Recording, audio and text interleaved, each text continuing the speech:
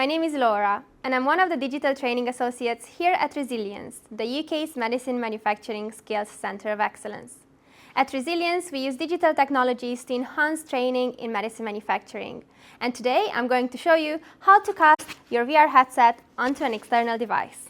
So in order to cast onto a laptop or to the web, we're going to press Menu, Quick Settings, and then go to this icon that is gray when it's not casting. So click on Cast. Web menu will come up and you'll have to choose Web, and it will automatically connect to the browser when you are logged in. So if you open the menu, then you're going to see on the screen what I can see in the headset. So in order to cast on the web, you'll need to open a Chrome window on Google Chrome, and then you can either use the link that you have on the headset or just put Oculus Casting in Google, and then the first link that says Oculus Meta Quest is usually the first one that comes up. You will need to log in, and you can do this either by using your email address and password or using a code that you receive on the email.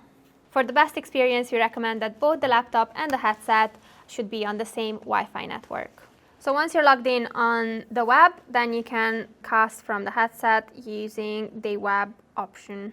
They will connect automatically and the feed will come up onto the desktop, and you can make it full screen so that you can see everything that I can see on the headset. In order to cast on a tablet, you need to open the app on the tablet and then go to the headsets and click on Cast. And it will automatically connect to the headset. If you have more headsets connected to the same account, then you need to select the headset from the list of headsets. And this way you can navigate between the different headsets and cast them one at a time.